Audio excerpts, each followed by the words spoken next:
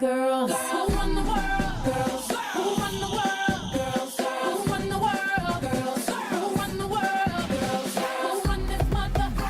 Who run this mother. Who run this mother. Who run this mother. Who run the world. Girls who run the world. Hello, good morning. And I learned how to say welcome in Polish just a few minutes ago, and I apologize, I can't remember, and I don't want to get the wrong pronunciation, but I did very hard try to learn that, to welcome you in your own language, and I apologize. But yes, my name is Andrea Jones, and I am an education specialist with the Planetary Science Institute, based out of NASA's Goddard Space Flight Center in Greenbelt, Maryland. And I'm going to talk to you just a little bit today about how women are engaged with NASA and how we engage women and girls around the country and the world in our STEM programming. I am from the Science Mission Directorate at NASA. So my focus is in science, but we do incorporate technology and engineering and mathematics into our programs as well. And I would love to thank Bianca and the conference organizers and the U.S. Embassy so much for the opportunity to be here with you all today. It is a real honor, and I am delighted to be here with you, and I hope I get to talk with many more of you throughout the day and listen in on what is sure to be a wonderful and very inspiring conference. Let's see, do I control this? How do I do this? Oh, great, thank you. All right, so I will begin with just a few statistics to set the stage of what STEM is like for women in the United States of America. So majority of our engineers and our computer professionals are men. This number has been declining over time in terms of women taking more of a role, but there is still a very strong representation of men. All of these statistics that I'm showing right now are from the Change the Equation website, and this is a collection of information and statistics and other resources for people that are interested in women in STEM in the United States. And it was done in response to President Obama's 2009 executive order to create the Council of Women and Girls. Okay, so another statistic, 1 in 4 of the physical sciences professionals working in the United States today was born outside of the US. And so the ambassador already discussed how, this is a global issue that we are working with, and in the US we are also trying to improve the education of our women and men in STEM fields, because we do not have the resources to fill even the jobs that we have within the US in these fields. Some of the problems that we are encountering are time in the classroom. Many of you may be familiar with this elsewhere in the world, but in our elementary schools in particular, we do not focus on science as maybe we could, and this is a time when teachers also are not feeling confident. Most elementary school teachers do not have a background in science, and many of them feel uncomfortable discussing science with their students because they do not feel comfortable themselves with these subjects, and that is then permeated through the educational system starting at a young age. This is not only an issue for individual women, this is also an issue for the entire economy of the United States and other countries in the world. There is a lot of money to be made if our students are able to be educated even at an average level across the international community in science and technology. All right, so we come from a country where the president is very supportive of engaging women and girls in STEM. This is a picture from the 2015 White House Science Fair. President Obama is pictured with a group of six-year-olds, not sixth graders, who just created an invention to help people with who are paralyzed or who have trouble turning pages of books, a machine that will turn the pages for them using Legos. This is something that, Obama was very impressed with, and he also, encourages this across the country through the initiatives that the White House has captured and through his personal support of these programs. All right, so I will talk a little bit about Women at NASA. So this is actually a program, Women at NASA, which was created to celebrate the achievements of women in our space agency. So women throughout the history of the agency have been astronauts, have been engineers, have been scientists, have been project managers, have contributed in so many amazing ways. Women at NASA is a website where all of these highlights are captured, or not all of them, very few of them actually, just a glimpse into the diversity and the resources that we have in our female workforce. Their stories and videos of their stories are captured on this website, and it shows you just the adversity that many women went through to get where they are today in pursuing their dreams. And it's a wonderfully inspirational website, girls all over the country, and it's available to the world to just see what is out there, what kind of potential could they have, what opportunities are available in STEM fields. And not only in STEM fields, but NASA employs all kinds of people and in all kinds of roles. We need the financial planners, we need the administrative assistants, we need people who can come from Broadway in the United States to come and build thermal blankets for our spacecraft. And all of these are places where it's a community at NASA, and we need everyone. And the women at NASA is just a way to show that. We also have a very exciting component of the space agency, of course, women in space. There's hard to inspire anybody like talking to an astronaut on a space station.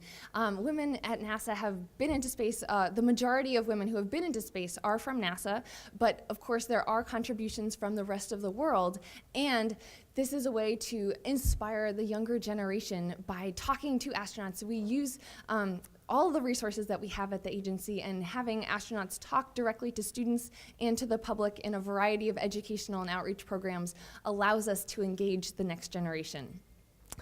All right, oh, and that was also featured just recently in a documentary on US television and is available online from PBS. So through Women at NASA, we also have a program called NASA Girls and NASA Boys. These are mentoring programs where primarily middle school students from across the country are directly partnered one-on-one with NASA scientists and engineers. And for all the women, we pair them with girls, and the boys are paired with men. And this way they can find out from the people who do these jobs what they do, how they do it. They engage in a series of activities together, and it's designed to help show, again, the world, and especially the young people, what potential there is in working for NASA and how to get involved and how to get excited in real-world examples. Okay, so I'm going to go through a few examples of some of our programs and a few ways that we, again, continue to engage women in what we do as an agency. So one example of this is the Women's Curiosity Rover Operations Day. I am very lucky to be a part of the Curiosity Rover team, and this is a rover that's on Mars right now exploring Gale Crater and looking for habitable environments, so places where life could have existed, not where it is today. If something crawled up and waved at us, we would see it, but we are not looking directly for that. But most of the women in this picture, actually, let me back up again. So it takes dozens and dozens of people to operate Curiosity every day on Mars. We have to plan what we're doing, coordinate all of the instruments, decide how far we're driving, what we're going to do. And one day last year, in celebration of one full Martian year of operations on Mars, we had women fill the majority of the operational roles. And this is a picture in the Jet Propulsion Laboratory Mars yard of a lot of the women who were involved in this program. We've done similar things for other rovers on Mars, Spirit and Opportunity, you may have heard of them, and we did this for them as well. We also have women in leadership positions throughout NASA. So Dava Newman, Dr. Dava Newman just became the new Deputy Administrator of NASA, replacing Lori Garver, another female in that role. This is at the highest levels, but without exception throughout the agency, there are just women taking over leadership roles. We have 30% of our supervisors now who are women, which is over a 50% increase from 10 years ago. We have 20% of our engineers that are women, which is a 79% increase from the 90s. So still progress to be made, but we are certainly making progress. We have a lot of young scientists, for example, at Goddard in the Planetary Environments Laboratory, where I work part of the time. There is a vibrant community of women and girls who are involved in that. And then this is wonderful for me because I get to engage those enthusiastic young scientists in educational programming, in outreach programming, and show students, look, here is who is working at NASA today. You could be that person here today. And so it's a wonderful opportunity as we continue to fill our agency with representation of women. Then we get to show the world how that benefits everybody. Specifically at Goddard, where I work in Greenbelt, Maryland, we have a little bit over a third of the civil servants that are women. Across the agency, this is about 33% or so we're a little bit above average in Goddard. And my company is the Planetary Science Institute, which is based out of Tucson, Arizona. And this company has a lot of NASA contracts. Most of us work with NASA programs. And the principal investigators of the projects, the people who are funded to do the research, the leaders of that research, here 44% of our principal investigators are women. So we even have a better ratio than the national average by a long shot, actually. And the Planetary Science Institute was ranked among the most flexible and accepting of women in terms of our work environments of any company in the country just this past year. So some of the programs that I am involved with, this is NASA Science for Girls, and actually this has been expanded to NASA Science for Girls and their families. This is a program that partners education specialists at NASA with local, or not local, but libraries across the country. And some of us go to the libraries and lead professional development programs for the librarians who then share these programs with their patrons. Or sometimes we have remote connections so that we can reach, the middle of rural areas where we might not be able to go directly. But this is a program that has been going on for several years now, and the longer we continue this program, the further our engagement is sustained and the deeper our ties get to these local communities. And this is a way to really engage the whole family rather than just the girls in the family, and that has been a real success for us. Through our work engaging girls, we often partner with different organizations. One of those organizations is the National Girls Collaborative Project, and this is a collection of businesses and other groups that are interested in improving STEM experiences for girls and for women, particularly at a middle school level where it is shown in lots of research that this is the time when most girls stop they stop performing as well when they are confronted with saying, oh, you're a girl, you don't identify as a scientist, you don't identify as a mathematician. Even though the skills are there, they stop having the confidence and they stop believing that they are scientists or capable of being scientists. And so a lot of our programs are focused on middle school girls to get them through that critical time and show them you can do it just as well as all the boys can. The research shows that they can do it just as well as the boys can, but they just don't pursue those interests as strongly as boys do because of societal constraints largely. So we work with the National Girls Collaborative Project. With them, we have led professional development for the Science Mission Directorate Education and Public Outreach Community to help professionals understand best practices for engaging women and girls, and also how to design products and programs that are more effective for women and girls than maybe they had been in the past.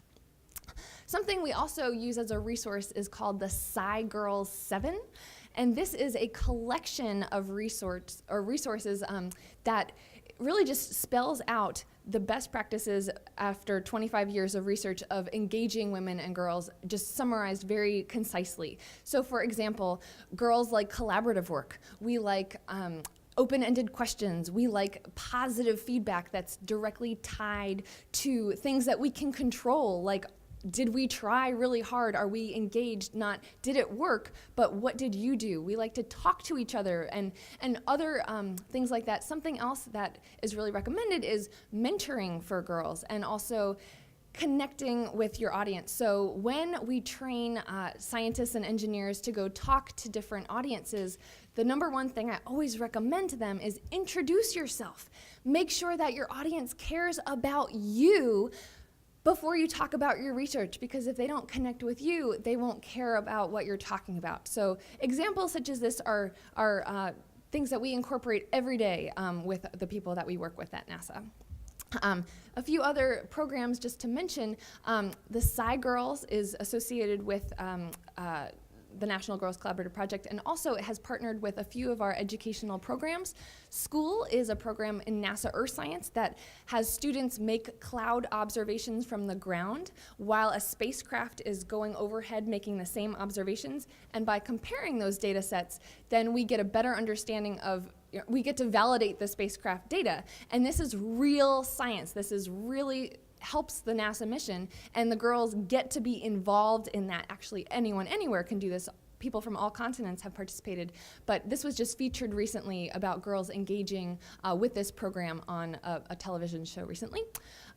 We also have programs that are in partnership with the Girl Scouts of America. So Girls Go to Mars is a Girl Scout program where girls engage in hands-on activities and learn about the MAVEN mission, which is right now orbiting Mars and learning about the atmosphere and how the climate of Mars has changed over time. We also have programs such as After School Universe, which are, again, collections of activities. This is designed for middle school students at a time when, black holes are not normally prominently featured in middle school curriculum, but they're really cool, and middle school students love to hear about them. So we've designed a program that allows students in after-school environments to learn about these really exciting science concepts, and they can have a more structured environment after school and continue learning there. I do want to mention also International Observe the Moon Night. This is a public engagement program that people around the world are invited to celebrate in every year. One day each year we get together and learn about the moon, observe the moon, find out about the cultural connections to it and the latest science results that are coming down from the lunar missions. This is a program that everyone in the world is invited to participate in. I encourage all of you to get involved. Our website, which I put up there, has resources for hosts. It has a moon map in the phase that the moon will be in on the day of International Observe the Moon Night, and a number of other recommended activities and resources. So I encourage you all to get involved and to come talk to me if you'd like some more information about that program. Just a few other little tidbits. I know I've got a lot to pack in here. Covering all of women at NASA in 20 minutes was a challenge. But this is another program that we like to talk about called Moon as Art. So connecting science and math and technology and engineering with art is something that's very popular in the United States and perhaps elsewhere, and we tend to call that STEAM instead of STEM.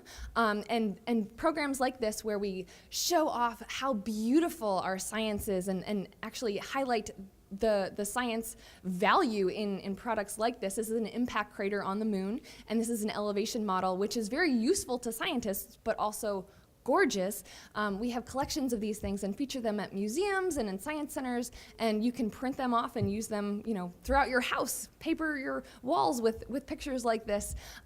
This is a great way to engage girls because it's not just, the straight math, it's also beautiful and creative.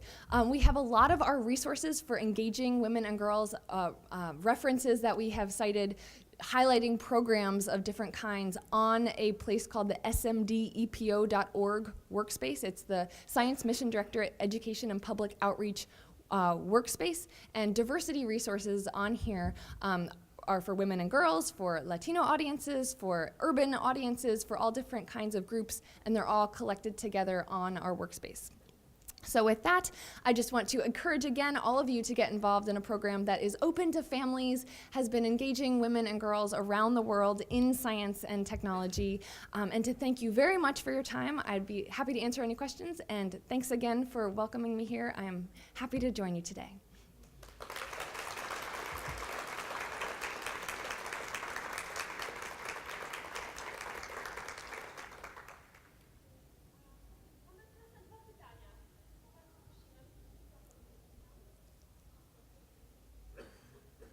Andrea. Hello? Hi, Hi, Andrea. My name is Anna, and I was wondering, what's your story? So how do you start it? Oh boy, how much time do we have? So I am a planetary geologist by training. So I did my graduate work at the University of Arizona in Tucson, Arizona. And I worked with the HiRISE mission on the Mars Reconnaissance Orbiter, and I studied an impact crater on Mars.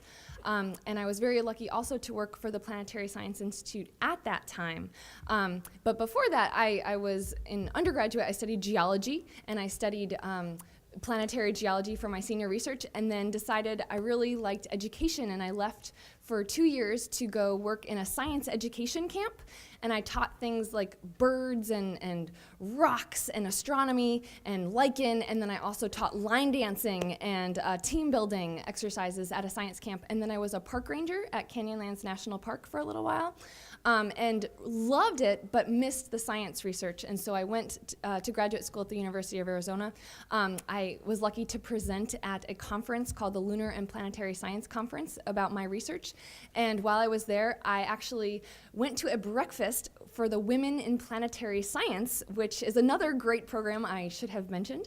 But this is a group of women who are trying to support each other. When the Lunar and Planetary Science Conference started, there was maybe 3 women in the whole conference, or not many more than that, and we've been trying to increase those numbers over time. And so there's a group of women who get together every year just to encourage each other and bring up issues and to try to keep each other in the field. I went to this conference, that meeting, I signed up for their listserv, and a job came out for planetary science education, and I was so excited just to hear about that. I didn't know it was for NASA because it was a contracting company, and I went for an interview and found out that they worked for NASA missions and thought, wow, I have to get involved in that. And so I think I told someone I was walking to the meeting with this morning that I think I was the most annoying person who applied for the job, because I just kept calling and saying, wow, I want to do that. I want to work with the missions. I want to work with the science teams. I want to share NASA science research with the world. Let me come work for you. And eventually they broke down and they let me in, and they haven't let me out since. Okay. It was a hard start, but I will try. I wanted to ask you, how do you encourage schools to take part in those problems? You have in those programs. I already think about problems. Do you make a huge mailing list for the whole US, or do you stay in Arizona at first, and then how it works? Thank you. So one of the school programs that I'm involved in with is through the Lunar Reconnaissance Orbiter, which is a mission right now at the moon today. It has a number of instruments, including a camera so high resolution that if you went up to the moon and you made a moon angel, it could see you on the moon. And so I lead teacher workshops about the moon and about that. And so this is not a national program in the sense that we have mailing lists, but what we do is we go around the country to places that are underserved with respect to NASA workshops, and also to places where our team members are located. And we teach teachers in those communities about the moon and about, lunar science, and trying to get them to incorporate this into their curricula. There are a number of challenges. Some of them relate to what kind of standards the teachers are teaching. So planetary science is included in our middle school curriculum. However, we also have a lot of things that we have to touch on, such as models, and how do you use a model? What is a model, and why do we use them? About science's inquiry, about the process of science. And so we try to share NASA science products and programs in those kind of lights. So how do we bring planetary science? How do we bring heliophysics and astrophysics and those science-specific and engineering-specific topics to the schools? But also, how do we just integrate this into their curriculum throughout the entire science and math curricula? So it's not just one way. And then we have also resources such as NASA Wavelength, which is a collection of all NASA education products that have been reviewed by NASA educators and by NASA scientists. And they're all in a searchable database by the standards and also by the topics and how much money the materials costs. And we have links to visualizations for all of these. And that is nationally and internationally available to anyone, anywhere. And through that, you can also access, our blogs and our information, and even get in touch with individual groups. So we have, both a national program and down to the specific teachers that we work with. Thank you.